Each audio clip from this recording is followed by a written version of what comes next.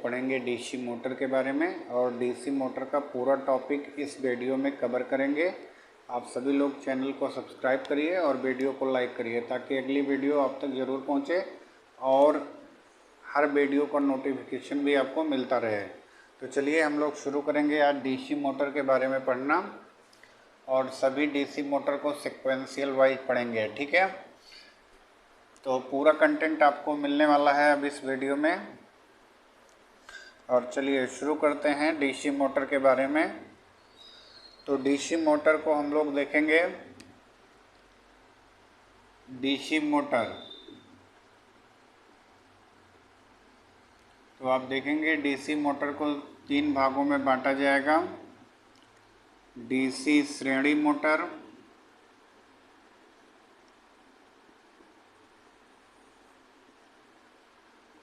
DC shunt motor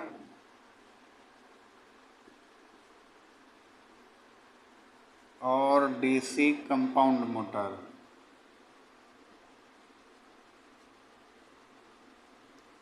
DC compound motor, okay.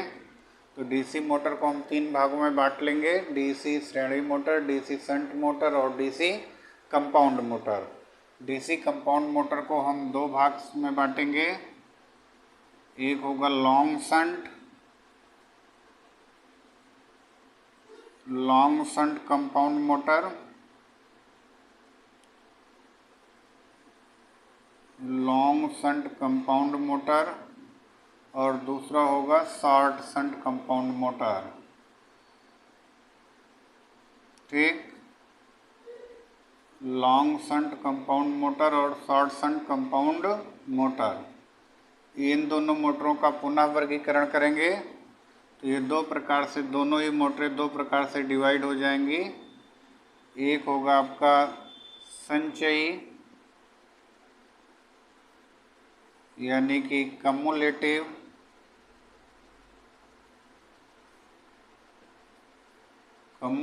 Compound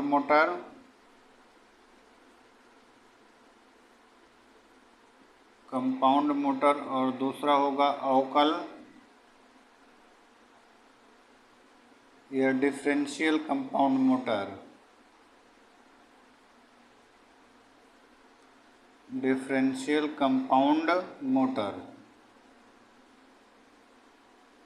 ठीक।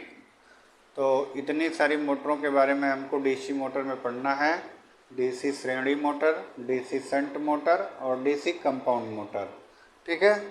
तो DC shunt motor जो होगी, डीसी कंपाउंड मोटर जो होगी वो संरचना के आधार पर, स्ट्रक्चर के आधार पर 2 प्रकार की है, लॉन्ग शंट और शॉर्ट शंट।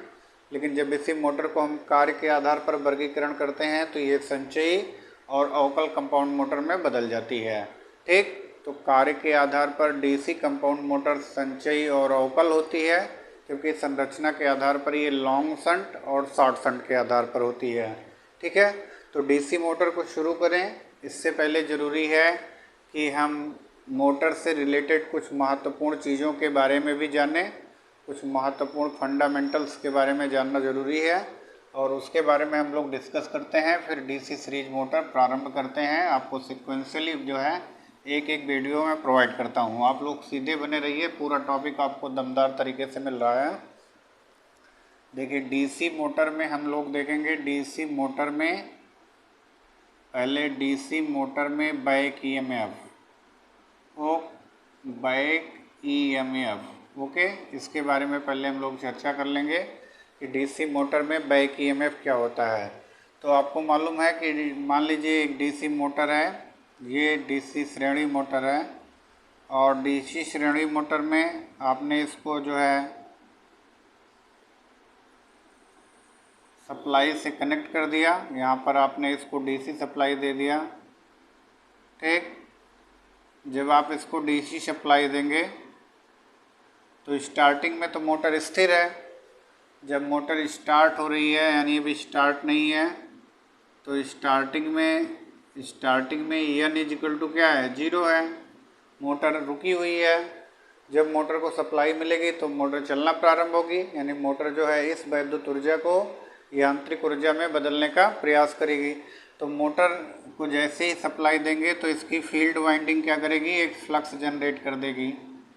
ठीक, इसकी फील्ड वाइंडिंग एक फ्लक्स जनरेट कर देगी। और आप जानते हैं कि जो चुंबकीय फ्लक्स होता है उसके दो ध्रुव होते हैं, उत्तरी ध्रुव और दक्षिणी ध्रुव।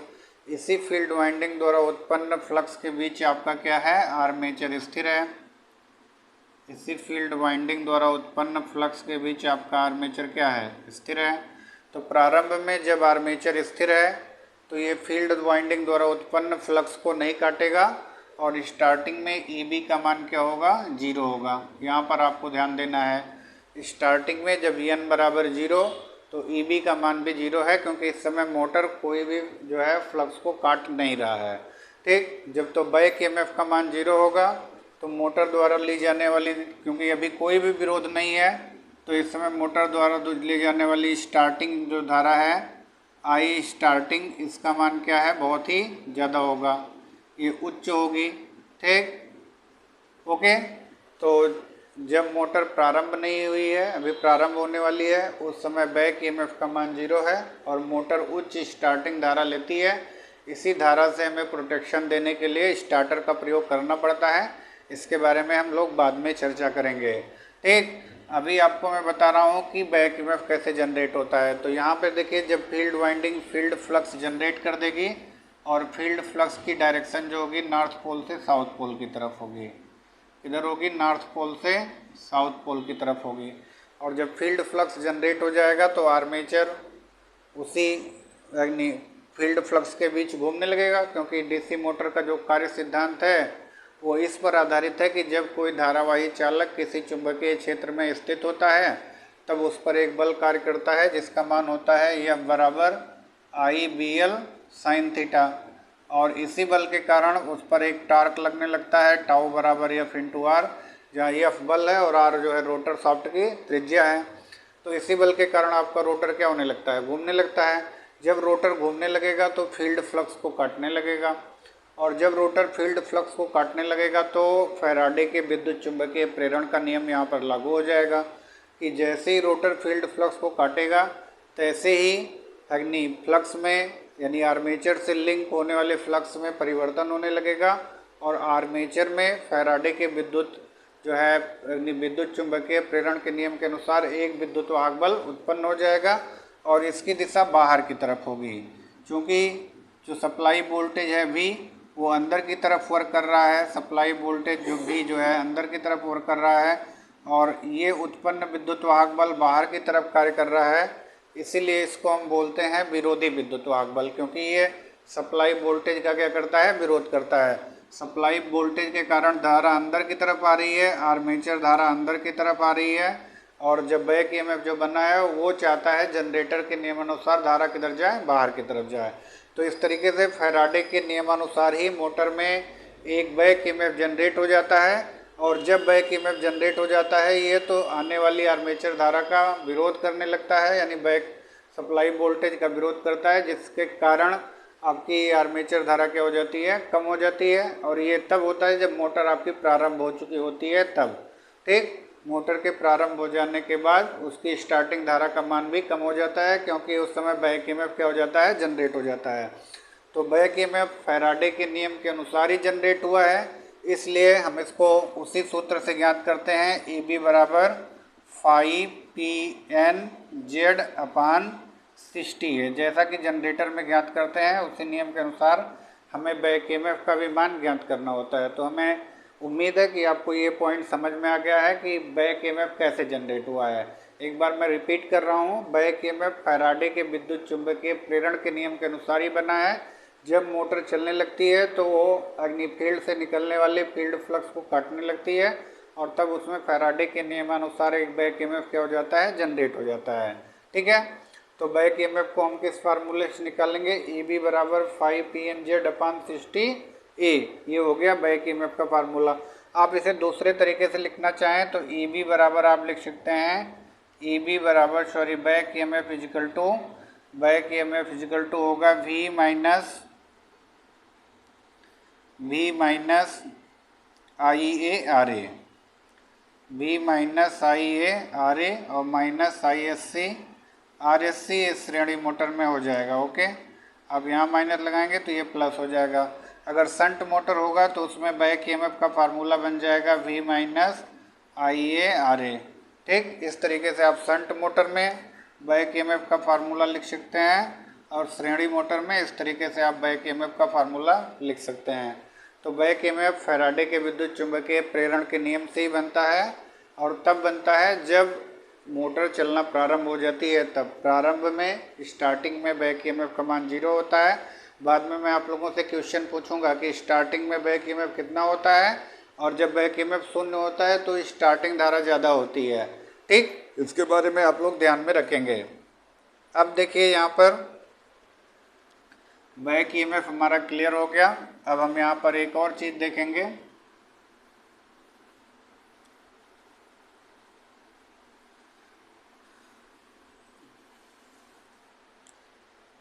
डीसी मोटर में हम लोग देखेंगे, डीसी मोटर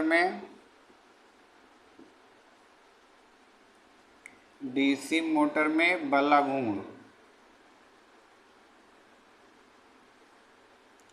यानी हम डीसी मोटर में टार्क के बारे में भी चर्चा करेंगे कि डीसी मोटर में बलागुण क्या होता है। तो हमको मालूम है कि T प्रोपोर्शनल होता है फाई Ia। ओके, डेरिवेशन मैं आप लोगों को यहाँ पे नहीं करा रहा हूँ, केवल आपको सीधे कंटेंट पे लेके जा रहा हूँ, क्योंकि डेरिवेशन में कराऊंगा तो टॉपिक और भी बड़ा लंबा हो जाएगा। तो जितना आपको ज़रूरी है, जितना आपकी नीड है, उतना मैं आपको प्रॉपरली नहीं प्रोवाइड कर रहा हूँ। तो डीसी मोटर में बलागुण, यानी बलागुण जो है, बलागुण प्रोपोर्शनली फ्लक्स इनटू आर्मेचर धारा। ठीक, आपको याद रखना है कि डीसी मोटर में जो बलागुण होता है वो फ्लक्स और आर्मेचर धारा के गुणनफल के समानुपाती होता है। ठीक, यानी फ्लक्स बढ़ेगा तो बलागुण भी बढ़ेगा और आर्मेचर धारा बढ़ेगी तो बलागुण भी बढ़ेगा। ठीक, आपको ये पॉइंट नोटिस करके रखना है। और डीसी मोटर की गति, एक और पॉइंट रखते हैं, डीसी मोटर की गति, डीसी मोटर की गति, मोटर की गति, अभी हमने आपको बैक ईएमएफ का फार्मूला लिखा था। ओके, बैक ईएमएफ का फार्मूला आपको लिखा था EB बराबर 5PN/60A। यहाँ पर जो है P/60A का मान जो है स्थिर है। ठीक, ये पूरा आपका स्थिर है। ओके, और जब ये पूरा स्थिर है तो EB प्रोपोर्शनल हो गया, EB प्रोपोर्शनल हो गया फाई N, या N बराबर हो जाएगा N प्रोपोर्शनल EB/फाई। ओके, यानी जो गति है वो बैक ईएमएफ के समानुपाती है और फ्लक्स के व्युत्क्रमानुपाती है। इसको भी आपको ध्यान में रखना है। ठीक, तो आपको 3 चीज़ें ध्यान में रखनी है। एक बैक ईएमएफ का फार्मूला, ठीक, एक बैक ईएमएफ का formula, back EMF EB equal to phi PNZ/60A। ये फार्मूला आपको नोट करना है। दूसरा आपको टार्क नोट करना है, T प्रोपोर्शनल फाई Ia, और तीसरा आपको नोट करना है N प्रोपोर्शनल EB/फाई। ये डीसी मोटर में आपको याद ही रखना है, बिना इसके आपका आगे काम चलने वाला नहीं है। तो बिल्कुल इन तीनों चीज़ों को याद रखिएगा, सवाल लगाते समय भी हमें इनकी ज़रूरत पड़ेगी। ठीक, तो चलिए हम लोग आगे बढ़ते हैं अब, और आगे बढ़ते हैं तो आगे बढ़ने के बाद हमको मिलेगा यहाँ पर डीसी सीरीज मोटर। अब हम लेते हैं और सीरीज मोटर के बारे में चर्चा प्रारंभ करते हैं। ओके, तो डीसी सीरीज मोटर, डीसी श्रेणी मोटर। ओके, तो डीसी श्रेणी मोटर के बारे में हम लोग देखेंगे। तो डीसी श्रेणी मोटर वह मोटर होती है जिसमें फील्ड वाइंडिंग जो है आर्मेचर के श्रेणी क्रम में कनेक्ट रहती है। ये हो गया आपका आर्मेचर, और इसी के साथ श्रेणी क्रम में आपकी क्या रहेगी, फील्ड वाइंडिंग लगी रहेगी। आप यहाँ पे इसको डीसी सप्लाई से कनेक्ट कर देंगे। ठीक, डीसी सप्लाई। ओके, और जब आप इसको डीसी सप्लाई से कनेक्ट करेंगे तो फील्ड वाइंडिंग में धारा आई आएगी और फील्ड चूँकि श्रेणी है तो यहाँ पर इस धारा का नाम ISC होगा। फील्ड का जो प्रतिरोध होगा RSC होगा। जो आर्मेचर में धारा आएगी वो आई होगी। इसमें उत्पन्न EMF जो होगा वो बैक EMF बाहर की तरफ काम करेगा, EB होगा। और इसका प्रतिरोध RA होगा। लगाया गया यहाँ पर वोल्टेज V है। ठीक, तो इस तरीके से हम इसके बारे में इसका स्ट्रक्चर बनाएंगे। आपको मालूम है आर्मेचर प्रतिरोध का मान जो है, आर्मेचर प्रतिरोध का जो मान होता है RA वो लेस देन 1 ओम होता है। ठीक, आर्मेचर प्रतिरोध का मान लेस देन 1 ओम होता है, यानी 1 ओम से कम होता है। आपको याद रखना है आर्मेचर प्रतिरोध का मान 1 ओम या इससे कम होगा। फील्ड वाइंडिंग जो है, फील्ड वाइंडिंग श्रेणी मोटर में, फील्ड वाइंडिंग श्रेणी मोटर में मोटे तार कम टर्न की होगी। ठीक, मोटे तार कम टर्न की होगी, जिससे इसका प्रतिरोध जो है, प्रतिरोध कम होगा और प्रतिघात ज़्यादा होगा। ठीक, प्रतिघात यानी x का मान क्या होगा, ये ज़्यादा होगा। ठीक, तो इसको मोटे तार कम टर्न का क्यों बनाया गया है? अब देखिए, श्रेणी वाइंडिंग या फील्ड वाइंडिंग को मोटे तार कम टर्न का क्यों बनाया गया है, इसके बारे में बता रहा हूँ। देखिए, जब मोटर चालू होगी, मोटर पर लोड बढ़ेगा तो मोटर ज़्यादा धारा खींचेगी। ठीक, मोटर लोड के अकॉर्डिंग ज़्यादा धारा खींचेगी और ज़्यादा धारा कहाँ से होकर आएगी, फील्ड से होकर आएगी। अगर फील्ड वाइंडिंग का प्रतिरोध ज़्यादा होगा और उच्च धारा भी होगी तो ऐसी सिचुएशन में फील्ड वाइंडिंग आपकी क्या होगी, गर्म होकर जल जाएगी, क्योंकि H बराबर I² RT। ठीक, अगर धारा भी ज़्यादा और प्रतिरोध भी ज़्यादा तो उत्पन्न ऊष्मा क्या होगी, ज़्यादा होगी और फील्ड वाइंडिंग गर्म होकर जल जाएगी। इसलिए फील्ड वाइंडिंग का प्रतिरोध श्रेणी मोटर में कम रखना होता है। इसीलिए हम इसे मोटे तार कम टर्नों का बनाते हैं ताकि इसका प्रतिरोध क्या रहे, कम रहे। तो हमें मालूम है कि इसका स्ट्रक्चर आपको समझ में आ गया है। आपको ये चीज़ याद रखना है कि फील्ड वाइंडिंग को मोटे तार कम टर्नों का बनाते हैं, इसका प्रतिरोध कम होता है और लेकिन प्रतिघात ज़्यादा होता है। आर्मेचर हमेशा हर मोटर में मोटे तार कम टर्नों का ही बनता है और आर्मेचर प्रतिरोध का मान 1 ओम या इससे कम ही रहता है। इसको आपको याद करके रखना है। ठीक है, चलिए आगे बढ़ते हैं। अब यहाँ पे कुछ इम्पोर्टेंट फैक्ट आपको बताते हैं। इसके समीकरण लिख लेते हैं। तो समीकरण अब आपको यहाँ पे लिखने हैं। समीकरण कैसे लिखने हैं मैं आपको बता रहा हूँ। पहले धारा का समीकरण लिखते हैं।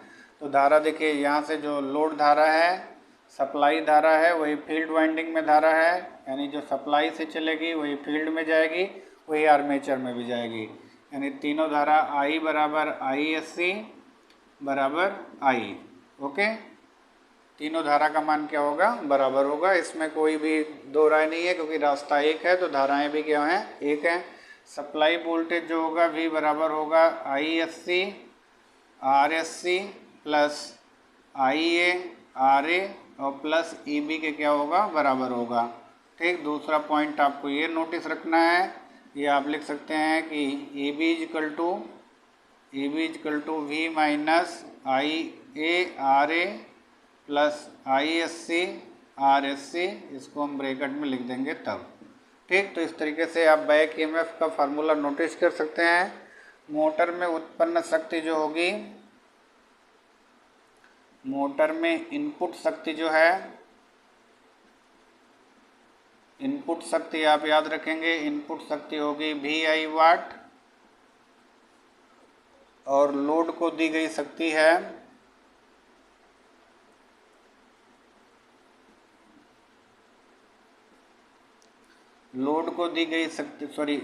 मोटर में इनपुट शक्ति और उत्पन्न शक्ति जो है, उत्पन्न शक्ति जो होगी वो होगी EB इंटू IA वाट। ठीक, राइट। तो आप इसका भी स्क्रीनशॉट ले लीजिएगा। डाटा सब बहुत ही कंपलसरी है, वीडियो एकदम कंप्लीट नॉलेज की है। जो भी डाउट होगा आप कमेंट सेक्शन में बताइएगा, उसके बाद मैं आपकी समस्या का निदान जरूर करूंगा। एक भी पॉइंट की भी एरर कहीं आपको लगती है तो भी कमेंट करिए, और पूरा जो है मैं आपको सॉल्यूशन प्रोवाइड करता हूँ। अब चलिए हम आके इसके प्रॉपर्टीज़ के बारे में जानते हैं। अब आपको यहाँ पर डीसी मोटर के अभिलक्षण जानने हैं। क्या जानने हैं? डीसी मोटर के अभिलक्षण। ठीक, और डीसी मोटर के अभिलक्षण जानने के लिए हम थोड़ा सा इसको इस साइड में बनाते हैं, और क्योंकि हमको राइट साइड में जगह की ज़्यादा नीड है, तो डीसी मोटर, डीसी श्रेणी मोटर,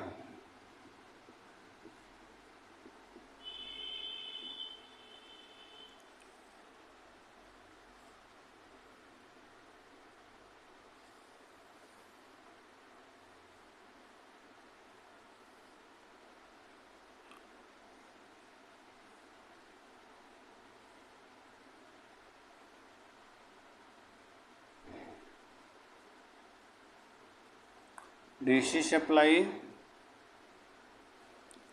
फील्ड और आर्मेचर। ठीक है, तो इसके बारे में हम लोग देखेंगे। यहाँ पर हमने बताया बैक ईएमएफ जो है वो अपोजिट डायरेक्शन में है सप्लाई वोल्टेज के। तो यहाँ पर ये सप्लाई वोल्टेज IA और इसी के अपोजिट में आपका EB। इसका प्रतिरोध है RA, आने वाली धारा ISC, इसका प्रतिरोध RSC, I यहाँ पर लोड सप्लाई धारा है और B इसका सप्लाई वोल्टेज है। ओके, तो अब हमें यहाँ पे देखना है पहले डीसी श्रेणी मोटर के अभिलक्षण। आप डीसी मोटर के 3 अभिलक्षण के बारे में नोटिस करेंगे।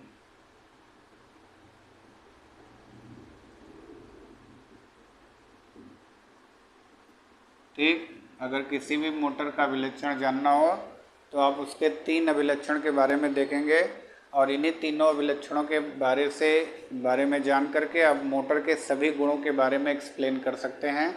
पहला इसका अभिलक्षण है टार्क लोड अभिलक्षण। टार्क लोड अभिलक्षण। ओके, पहला इसका अभिलक्षण है टार्क लोड अभिलक्षण, जिसे TIA कैरेक्टरिस्टिक भी कहते हैं। दूसरा है गति लोड अभिलक्षण।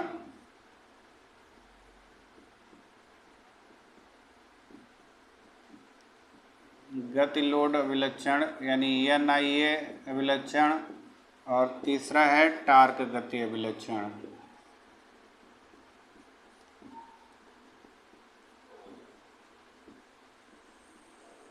ठीक, यानी TN अभिलक्षण। इनके बारे से हम पूरे मोटर के बारे में एक्सप्लेन करेंगे कि ये अभिलक्षण क्या होते हैं और कैसे हम मोटर के बारे में इससे संपूर्ण जानकारी प्राप्त करते हैं।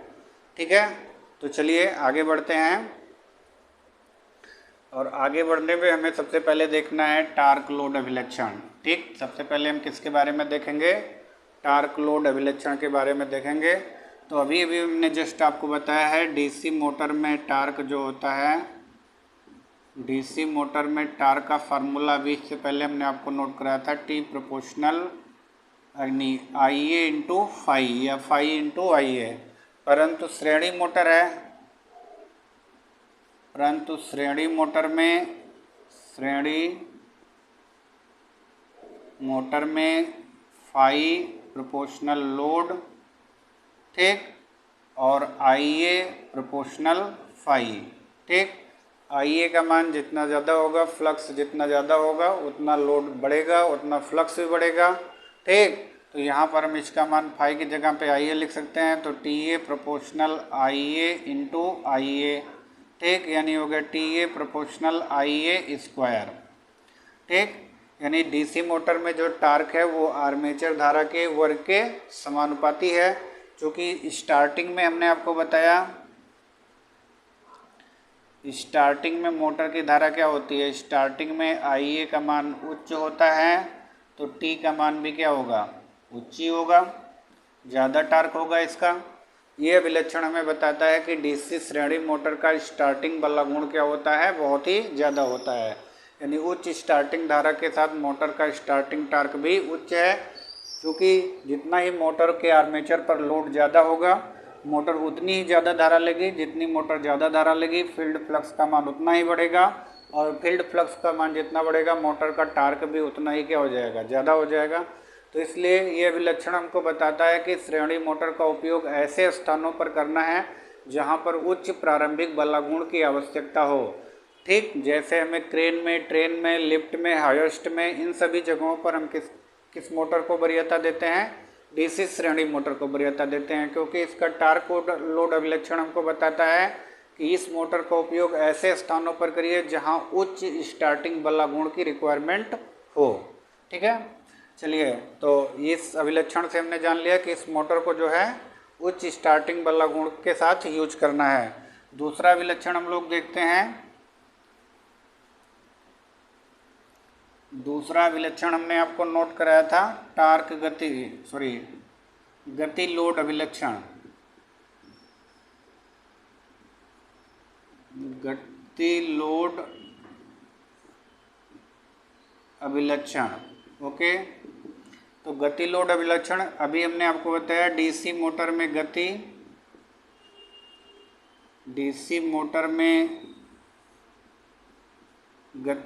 N proportional EB/φ। इससे पहले मैंने आपको डेरिवेशन बता दिया है, और ये भी आपको बता दिया कि भैया डेरिवेशन याद रखिए। डेरिवेशन याद रखेंगे तो ही आपका यहाँ पर मैटर कंटेंट रहेगा। जो मैंने शुरुआत में बताया वो चीज़ आपको याद है तो यहाँ पर बिल्कुल समझ में आ जाएगा। एन प्रोपोर्शनल EB/φ, लेकिन फाई प्रोपोर्शनल किसके, फाई प्रोपोर्शनल लोड के। ठीक, फाई प्रोपोर्शनल किसके है, लोड के। लोड का मान बढ़ेगा तो यहाँ फ्लक्स का मान बढ़ जाएगा, क्योंकि मोटर ज़्यादा धारा लेगी। अगर लोड हो गया क्या, लोड हो गया 0, तो फाई भी क्या हो जाएगा, 0। ठीक, फाई भी क्या हो जाएगा, 0, और गति क्या हो जाएगी, इनफाइनाइट हो जाएगी।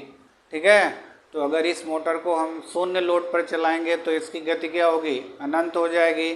तो ये भैया अभिलक्षण हमको बताता है कि श्रेणी मोटर को कभी भी शून्य लोड पर चलाना नहीं है। अगर शून्य लोड पर हम इस मोटर को चलाएंगे तो उसका स्टार्टिंग फ्लक्स 0 होगा, और जैसे जो स्टार्टिंग फ्लक्स 0 होगा, मोटर की गति क्या होगी, इनफाइनाइट हो जाएगी, और इस उच्च गति के कारण मोटर फाउंडेशन को उखाड़ देगी। मोटर की वाइंडिंग और फाउंडेशन क्या हो जाएंगे, क्षतिग्रस्त हो जाएंगे। अतः श्रेणी मोटर का ये अभिलक्षण हमको बताता है कि श्रेणी मोटर को सदैव भारी लोड के साथ ही प्रारंभ करें। जहाँ पर मोटर पर भारी लोड पहले से कनेक्ट हो, वहीं पर श्रेणी मोटर को चालू करें। हल्के लोड के साथ या बिना लोड के साथ कभी भी श्रेणी मोटर को चालू न करें, अन्यथा कम लोड पर इसकी उच्च गति के कारण ये मोटर के सॉफ्ट को, फाउंडेशन को और वाइंडिंग को क्या कर देगी, क्षतिग्रस्त कर देगी। तो श्रेणी मोटर को सदैव लोड के साथ चालू करें, ये अभिलक्षण हमको बताता है। चलिए आगे बढ़ते हैं और तीसरा अभिलक्षण लेते हैं। देखिए इसका और उसका ग्राफ भी खींच देते हैं। देखिए यहाँ पर ये ग्राफ है TIA का, ये IA, और यहाँ पे टार्क लोड, जो पिछला टार्क लोड बनाया था हमने, ये टार्क लोड का ग्राफ है।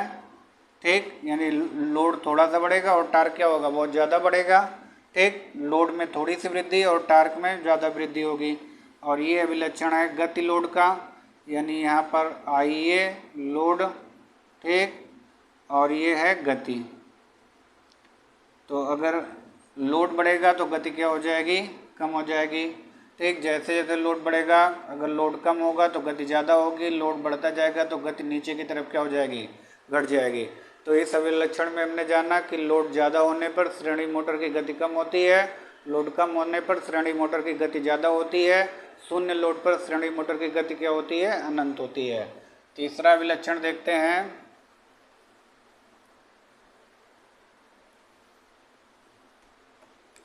तीसरा अभिलक्षण है, तीसरा टार्क गति अभिलक्षण।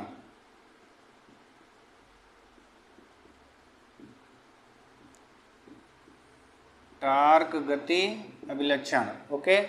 टार्क गति अभिलक्षण के बारे में जानते हैं, जिसे T प्रोपोर्शनल यानी TN करेक्टरिस्टिक भी कहते हैं। TN करेक्टरिस्टिक हम जानते हैं, T proportional phi IA। T proportional क्या है, फाई IA है, और N प्रोपोर्शनल है EB/φ। ओके, N प्रोपोर्शनल क्या है, EB/φ। अगर हम यहाँ पे देखें फाई यहाँ पे समानुपाती है और यहाँ पे फाई व्युत्क्रमानुपाती है, तो हम लिख सकते हैं एन प्रोपोर्शनल 1/t, यानी टार्क और गति एक दूसरे के क्या होते हैं, विलोमानुपाती होते हैं। अगर टार्क बढ़ेगा तो गति घटेगी, अगर गति बढ़ेगी तो टार्क घटेगा। ठीक, इसका ग्राफ भी ड्रा कर लेते हैं। यहाँ पे ये है आपका टार्क और ये है टॉर्क टी और ये है गति एन। ठीक, और ये लक्षण भी उसी तरीके से होगा जिस तरीके से टार्क और गति का था, सॉरी गति लोड का था। इसी में लोड बढ़ने पर इसकी गति क्या हो जाती है, कम हो जाती है। तो इन अभिलक्षणों से अभी हमने क्या सीखा उसके बारे में हम आपको नोटिस करा देते हैं। श्रेणी मोटर में इन तीनों अभिलक्षणों से हमने सीखा कि श्रेणी मोटर जो है उच्च प्रारंभिक बलागुण वाली मोटर है।